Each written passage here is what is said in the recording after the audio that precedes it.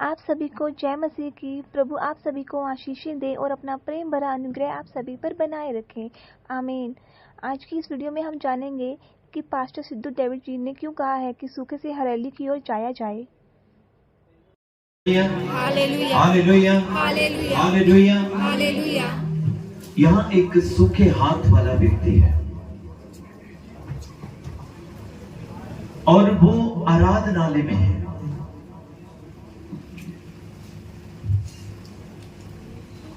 बहुत सारे लोग आज इस बात को बहुत हल्के में लेते हैं। आज जितना भी वचन है सब ऑनलाइन हो गया है, प्रार्थनाएं ऑनलाइन हो रही हैं। तो जितने भी विश्वास के लोग हैं वो इस बात को बहुत ज्यादा अहमियत देते हैं कि वचन ही सुनना है, प्रार्थना ही सुननी है, तो क्यों ना घर पे बैठे बैठे सुन लें। लेकिन मैं आपको एक बात बताना चाहता हूं, यहां पर जो हमने पढ़ी वो बात यह है कि लिखा आराधनालय में। यीशु कहां था? आराधनालय में। आप ऑनलाइन वचन सुन सकते हैं, आप ऑनलाइन प्रार्थना सुन सकते हैं, लेकिन यीशु की हजूरी कहां है? आराधनालय में।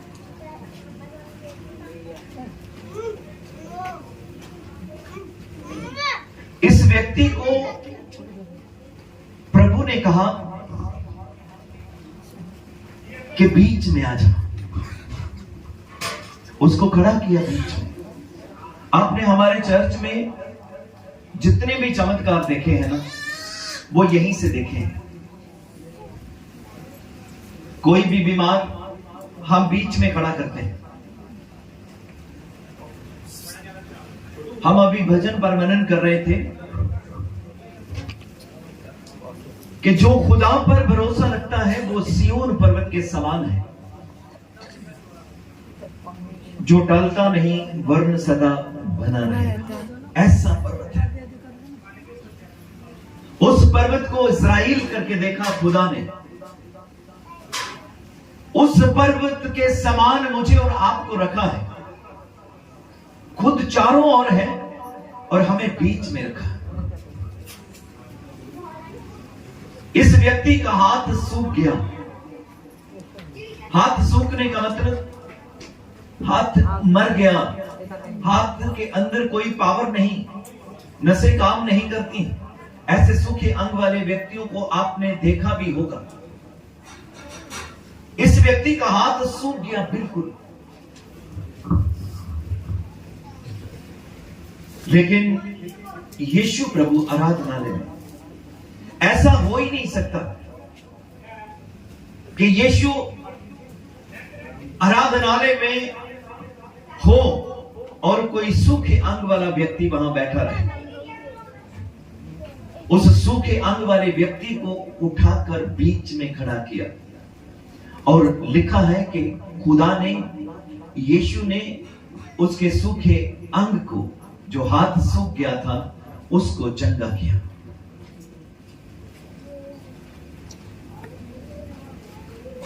मैं जो आज आपको बात बताना चाहता हूं और मैं चाहता हूं कि उस बात को आप भली भांति समझें। हमने पढ़ा सुना कि वो जो व्यक्ति था, विशेष व्यक्ति जिसका हाथ सूखा हुआ था, प्रभु ने उसे आराधनालय के बीच में बुलाया।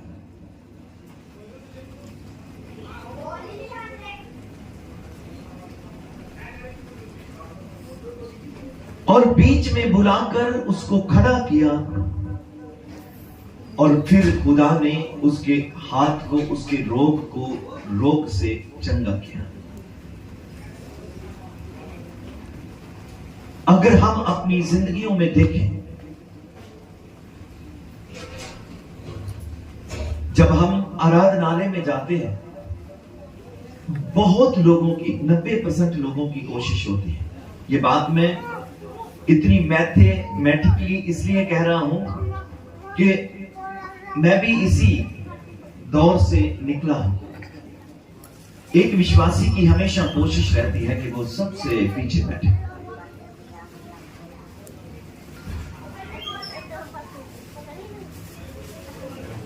सूखा अंग जो था वो हाथ है, और हाथ काम को बताता है। आज कितने विश्वासी ऐसे हैं जो आराधनालय में आते तो हैं, लेकिन उनके काम सूखे हुए हैं। उनके काम सूखे हुए हैं। उनकी जिंदगियों में, उनके जीवन में किसी तरह की हरियाली नहीं है, जान ही नहीं है। बीते दिनों में एक बेटी जिसकी कोख सूख गई थी 12 साल से, और जब वो हमारे बीच आई और उसने कहा कि मेरी कोख सूख गई है, तब पवित्र आत्मा ने एक बात कही, और ये वचन मुझे याद आ रहा था कि अगर सूखा हाथ बीच में खड़ा करके यीशु प्रभु की मौजूदगी में, उसकी पवित्र हजूरी में, अगर सूखे हाथ वाला व्यक्ति चंगा हो सकता है, तो इसकी कोख जो सूख गई है वो हरी क्यों नहीं हो सकती? हमारी जिंदगियों में भी ऐसा सूखापन है। हमारी जिंदगियों में भी हो सकता है कि हम मुश्किल में हैं, चारों ओर सूखा ही सूखा है,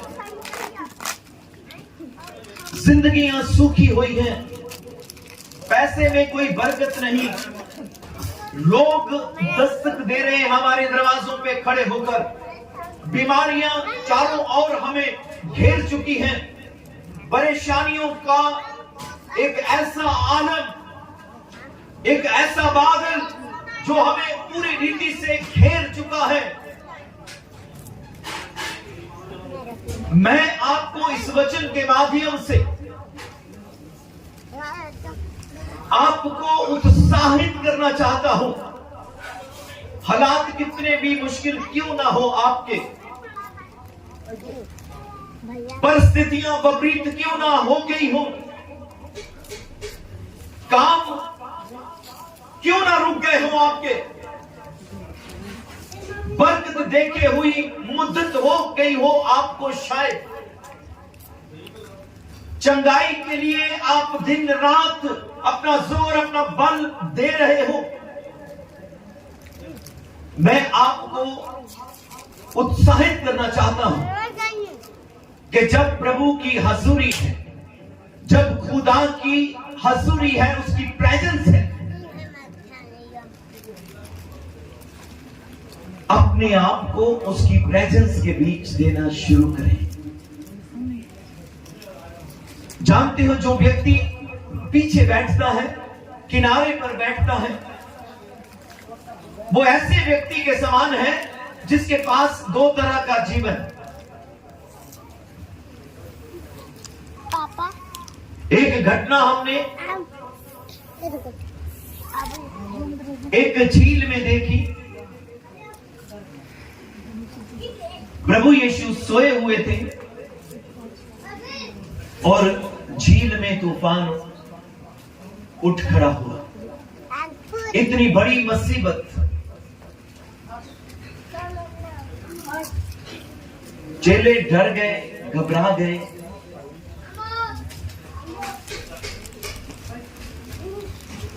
और चेलों ने यीशु को उठा लिया।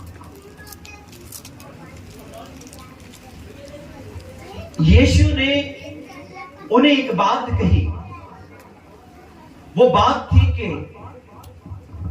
हे अल्प विश्वासी,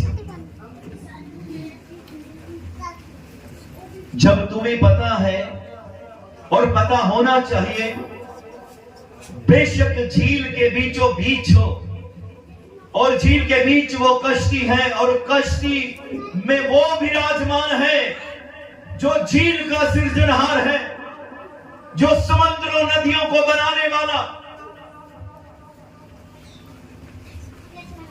जानते हो ये अल्प विश्वासी किससे कहते हैं?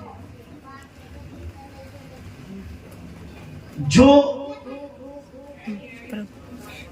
विश्वासी तो होता है,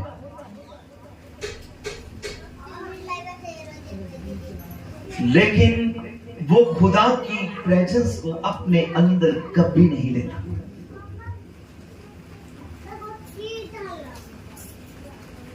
वो खुदा की हजूरी को अपने भीतर कभी नहीं लेता। उसको लगता है कि उसकी प्रेजेंस को लेने की जरूरत नहीं है। मैंने पहले आपको एक बात बताई, आज 25 साल हो गए हमारी शादी को। जब खुदा ने जोड़ा, उसने लिख कर दिया है अपने वचनों में कि मैंने दो करके नहीं जोड़ा है, मैंने दो लोगों को जोड़ा ताकि वो एक हो जाए।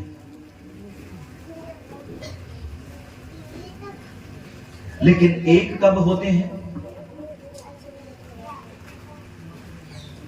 जब वो बीच उतर आता है, जब वो अंदर उतर आता है। जब तक वो अंदर नहीं आता, ये दो लोग कभी एक हो ही नहीं सकते।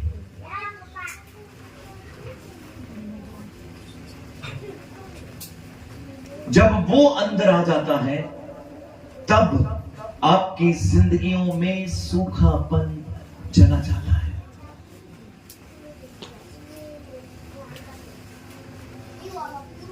अगर हम में से कोई ऐसा व्यक्ति है यहां जिसके पास कोई होप नहीं, कोई आशा नहीं, जिसको लगता है कि उसका जीवन बंजर जमीन की तरह है, जिसको लगता है कि उसकी जिंदगी बिल्कुल उजाड़ हो गई है, जिसको लगता है कि उसके पास किसी प्रकार का कोई भी ऐसा व्यक्ति नहीं है, सिर्फ करना इतना है कि पीछे से उठना है और बीच में आकर खड़े होना है।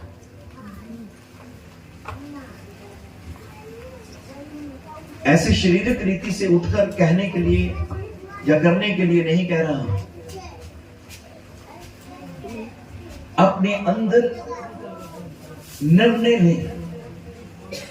अब अगर अपनी जिंदगी में यह सूखापन नहीं देखना चाहते, अगर अपने परिवार में आप उन सूखे अंगों को नहीं देखना चाहते,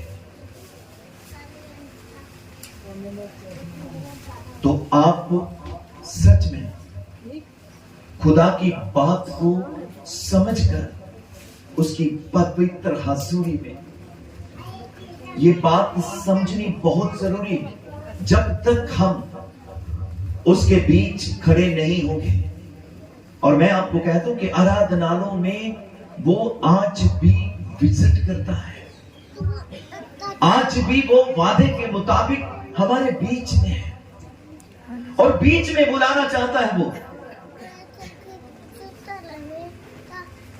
मैं भी बीच में और आप भी बीच में हो, वो हमारे साथ एक होना चाहता है। इस मैरिज एक्ट को जब खुदा ने शुरू किया, तो उसने अपनी मोहब्बत का इजहार करना, जैसे पति और पत्नी एक, वैसे मैं तुम्हारे साथ एक। लेकिन उसके साथ एक होने के लिए, उसके साथ एक होने का मतलब उसकी मर्जी में अपने आप को देना, कि जैसे प्रभु आप चाहते हो वैसा मेरे साथ हो। अपनी जिंदगियों में हो सकता है हम लड़ रहे हो, हालात हमारे खिलाफ, बच्चे हमारी अगुवाई में ना हो, पत्नी के लिए पति एक बहुत बड़ी मुश्किल बन गया हो, पति के लिए पत्नी बहुत बड़ी मुश्किल बन गई हो, मां के लिए बेटा एक बहुत बड़ी परेशानी का सबब बन गया हो, आपके पैसे में सूखा आ गया हो, आपकी जिंदगी से हरियाली लुप्त हो गई हो, तो आज आप इस वचन को समझिए अपनी जिंदगी में।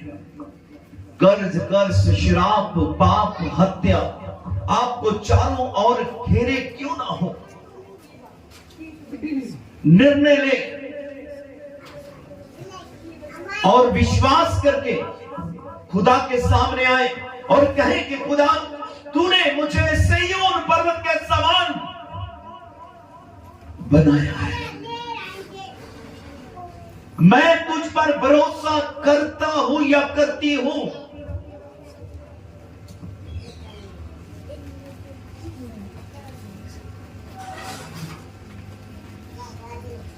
जब सुरक्षा की बात आती है, आज शैतान लिखा उसके विषय में कि मुंह फाड़े अजगर की तरह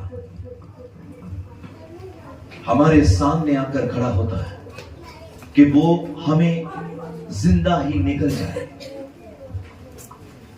लेकिन अगर आज आपको वचन की बात समझ में आए, हो सकता है विश्वास के जीवन को जीते जीते आप कॉर्नर पर हो, आप किनारे पर हो, आपके पास और भी विकल्प क्यों ना हो, आज उन सभी विकल्पों को छोड़ दीजिए। आज उन सारे प्रयास को सरेंडर कर दीजिए कि खुदा, मैं आज के बाद तेरी बेटी, तेरा बेटा अपने सारे प्रयास जो मैं दिन रात इस बात को लेकर करता हूं या करती हूं, मैं आपको यकीनन एक बात कहना चाहता हूं। आप मेहनत करके देख लें, अपने प्रयास करके देख लें, जब तक आप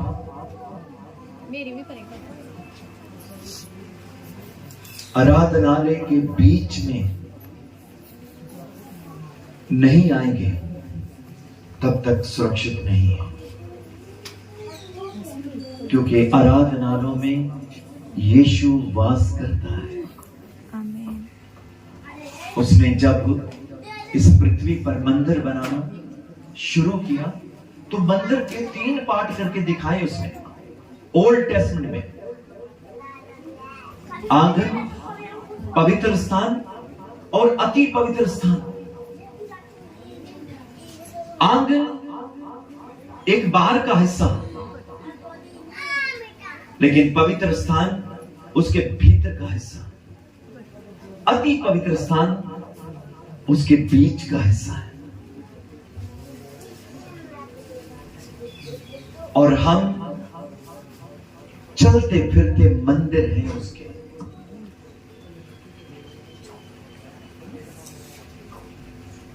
और चलते फिरते मंदिर होने के बावजूद भी हमारे पास सूखापन है।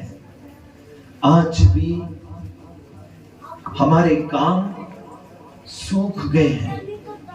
आज भी प्रभु के भवन में रहने के बावजूद, उसके आराधनालय में अपने आप को लाने के बावजूद हमारी जिंदगी मुश्किल में हो सकती है। आज मैं प्रभु का दास होने के नाते इन वचनों से आपको उत्साह देना चाहता हूं।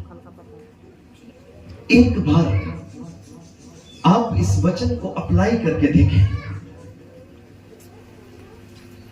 आप आराधनालय के बीच में आ जाएं, अपने आप को प्रभु का मंदिर करके देखना शुरू करें। लिखा वो सूखे हाथ वाला व्यक्ति वहां चंगाई पा गया। वो चंगा हो गया। चंगाई तब हमारी जिंदगियों में आती है जब खुदा हमारे बीच आता है। खुदा के बीच आ जाते हैं, जब खुदा के वचनों के अकॉर्डिंग हम अपनी जिंदगी को देते हैं, दुनिया की कोई ताकत, अंधकार की कोई शक्ति आपकी जिंदगी को छू नहीं सकती। ऐसा करके प्रोटेक्ट करता है वो खुदा, ऐसा करके सुरक्षा करता है वो खुदा। वो आपको मुझको सिय्योन पर्वत के समान देखना चाहता है। वो आपको मुझको इतना प्रबल करके देखना चाहता है। वो आपके और मेरे भीतर कोई भी ऐसा सूखा अंग नहीं देखना चाहता। बहुत मुश्किल नहीं है ये उपाय। अमीर होने के लिए यहां संसार पता नहीं कितने उपाय देता है, और हम उस पर यकीन करके अपने पैसे को, अपने धन को, अपनी प्रॉपर्टी को दांव पर लगा के फिर हम यहां कोई बेनिफिट लेना चाहते हैं। लेकिन अगर आप अपनी जिंदगियों से सूखापन, अपनी जिंदगियों से उजाड़पन, अपनी जिंदगियों से विपरीत हालात, अपनी जिंदगी से समस्याओं को अपनी जिंदगी से दूर रखना चाहते हैं, तो करना सिर्फ इतना है, उस बाप के सामने अपने आप को देना है और कहना है कि खुदा आ मेरे अंदर, आ मेरे बीच। मैंने अपने आप को दे दिया है, मैंने तेरे समर्थी हाथों में दे दिया है, और ये विश्वास कर लिया है, ये जानकर मैंने तेरे समर्थी हाथों में अपने आप को दिया कि मुझे पता है आज के बाद मेरे पास किसी प्रकार का सूखापन नहीं रहेगा। वो आए आपके बीच, जहां आप आए उसके बीच। मसला एक होने के लिए है, सिर्फ और सिर्फ एक होने के लिए।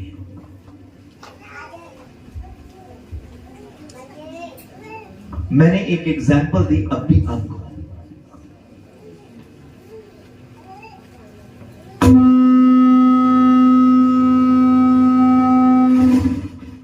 कि संसार का जो मैथ है,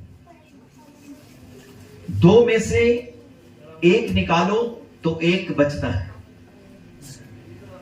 दो में से अगर एक निकाल दो तो एक बचता है। लेकिन जब खुदा जोड़ता है तो वो दो में से अगर एक निकल जाए ना तो कुछ भी नहीं बचता।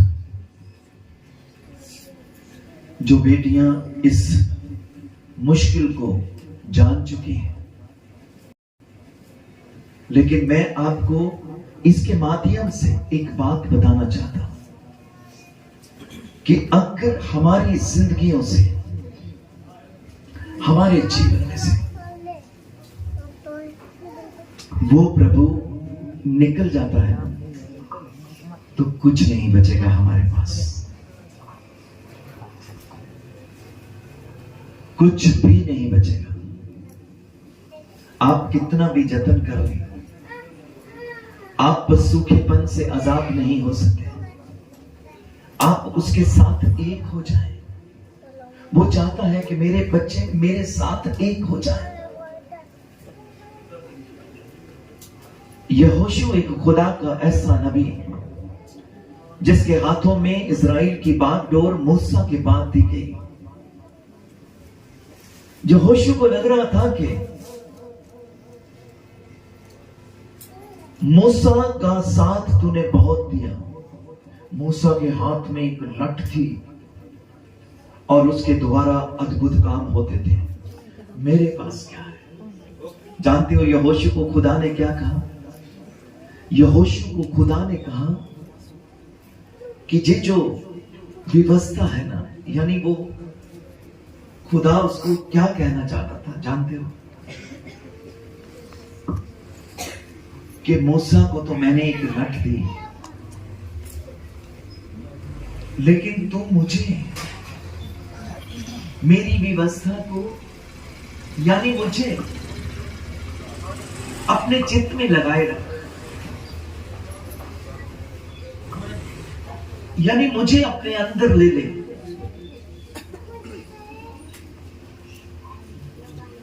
या तू मेरे अंदर आ जा। कहता ना दाएं ना बाएं, और फिर देख तू मैं तेरे साथ कितनी भलाई को देता हूं। यहोशू को यह बात समझ में आ गई, लेकिन आज मुझे और आपको यह बात समझनी है। हालात मुश्किल है, इमीडिएटली गौर करें। कहीं से कोई इन्फेक्शन आई है, इमीडिएटली गौर करें और कहें अपने खुदा को कि मेरे बाप, क्या आप मेरे साथ हैं?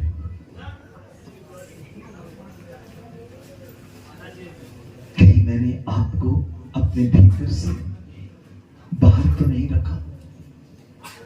कहीं तेरे वचनों की नाफरमानी तो नहीं हुई? कहीं तेरे हुक्मों की अनाज्ञाकारिता तो नहीं की मैंने? कहीं तेरी मोहब्बत को मैंने अपने अंदर से निकाल कर बाहर तो नहीं कर दिया?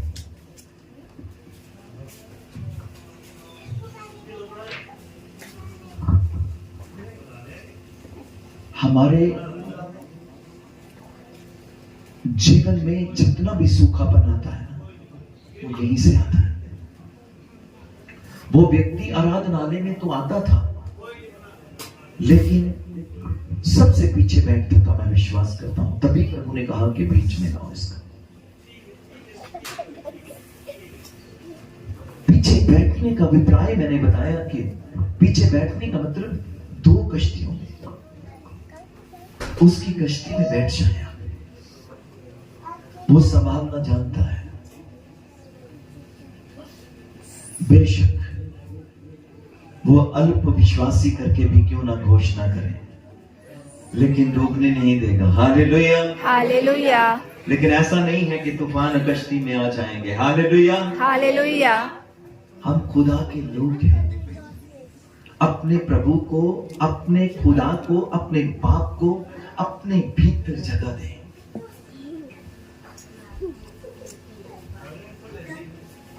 आपके सारे मुश्किल हालात आसान हो जाएंगे।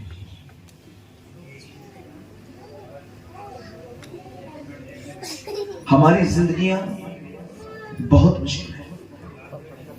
अगर गृहस्थी वाले जीवन को देखें तो बहुत बार ऐसी बेटियों से मुलाकात होती है जो बेटियां कहती हैं कि प्रभु के दास,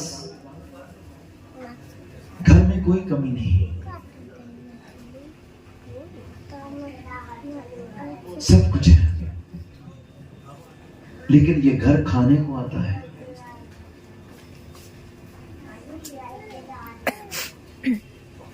पैसे की कोई कमी नहीं, घर के डिजाइन को, खूबसूरती को लेकर कोई कमी नहीं।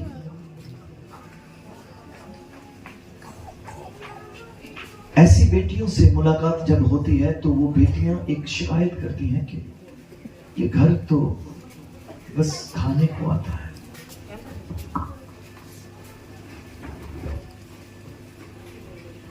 क्योंकि जो पति है वो कहीं और रह रहा है, किसी और के साथ। आपकी जिंदगी जब तक एक नहीं है ना दूल्हे के साथ, तो यहां की बरकत आपके लिए कांटों से भरा बिस्तर हो सकता है और कुछ नहीं।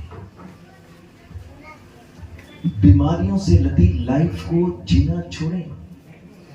मुश्किलात में अपने आप को रखना बंद करें और एक छोटा सा निर्णय अपनी जिंदगी में लें।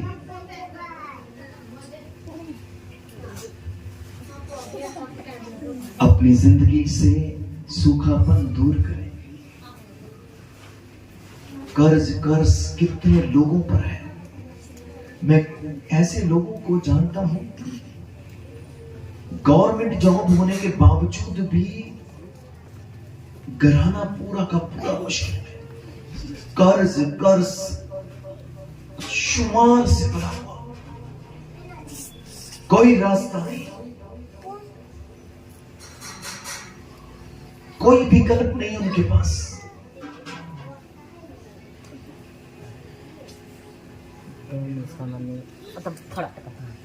मैं आपको बताना चाहता हूं, ये सूखापन है।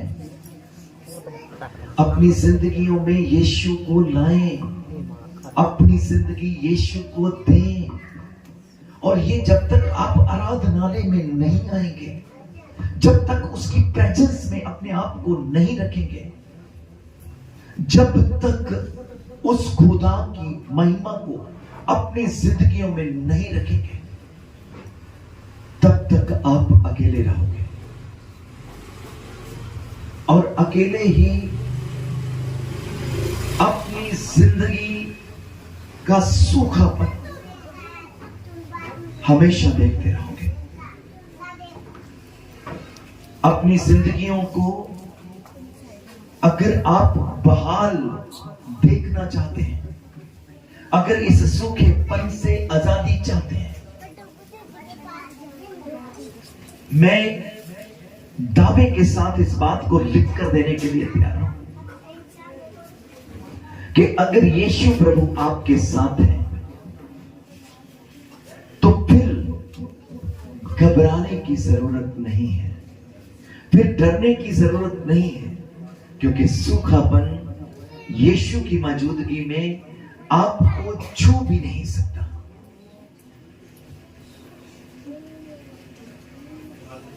अपनी जिंदगियों को बहाली में रखें। इस जिंदगी के विषय में बाइबल कहती है ये थोड़े दिनों की है, ये पानी के बबल्स के समान है। और मैं आपको बताना चाहता हूं, इसी जिंदगी में रहते रहते आपको इंटरनल लाइफ, हमेशा की जिंदगी लेनी है।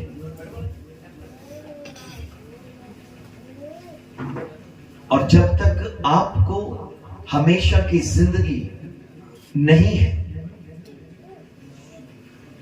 तो हम मुश्किल में हैं। संसार में भी सूखेपन में रहे और इंटरनल लाइफ भी नहीं मिलेगी, बिल्कुल नहीं मिलेगी। जब कभी हम डेथ के विषय में सुनते हैं तो डेथ वो नहीं जो हो जाती है। यहां जो डेथ शरीर से होती है, इसको डेथ नहीं कहता खुदा।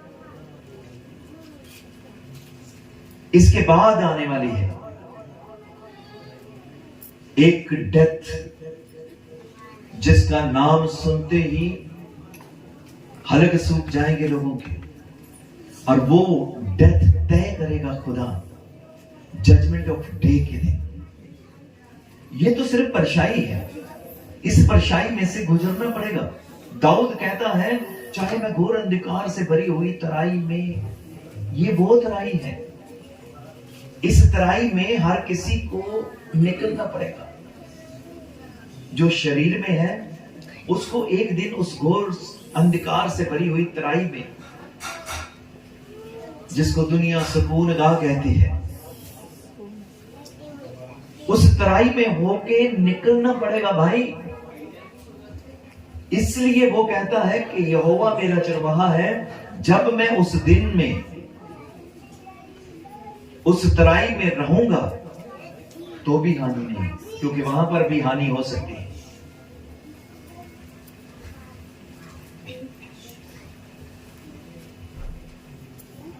वहां पर भी हानि हो सकती है, हमारे कर्मों के अकॉर्डिंग, हमारे कामों के अकॉर्डिंग।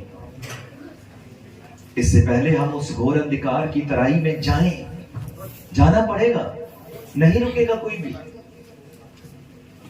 उसको भजन 23 में डेथ ऑफ शैडो करके लिखा, मौत की परछाई। मौत नहीं, मौत आने वाली। मौत जब प्रधान स्वर्गदूत का शब्द होगा तब जमीन से जमीन के लिए जाएंगे, समुद्र से जितने भी हम संस्कार करते हैं, जलाते हैं, और फिर बाद में नदियों में बहाते हैं, गंगा में बहाते हैं, वो गंगा भी जाकर कहीं समुद्र में मिलेगी, तो समुद्र भी अपने मुर्दे देगा। तब जजमेंट डे होगा और उस डे के दिन डिक्लेरेशन होगी, घोषणा। और जानते हो वहां पर या तो इंटरनल लाइफ के लिए होगी या फिर इंटरनल डेथ के लिए। लेकिन मुश्किल उनके लिए है कि वहां की घोषणा जब इंटरनल डेथ के लिए होगी तो क्या आलम होगा। वो डेथ भयानक है, वो डेथ मुश्किल है। यहां की डेथ परछाई है, इसलिए तो 1-2 साल के बाद तसल्ली आई जाती है। इस डेथ के साथ नहीं मरता कोई भी किसी के साथ।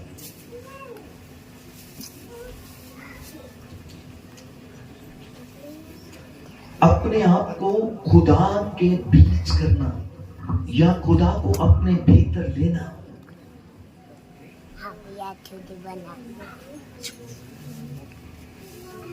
सिर्फ सूखेपन से आजादी है।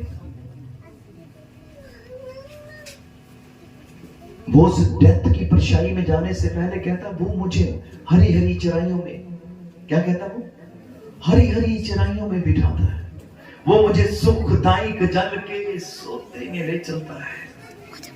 वो मेरे जी में जी ले आता है। और फिर इस बात की घोषणा करता है, एक समाज है हमारा, वो अच्छे अमल इसलिए करते हैं कि कब्र के अजाब से बचा जाए। यहां दाऊद घोषणा कर रहा है,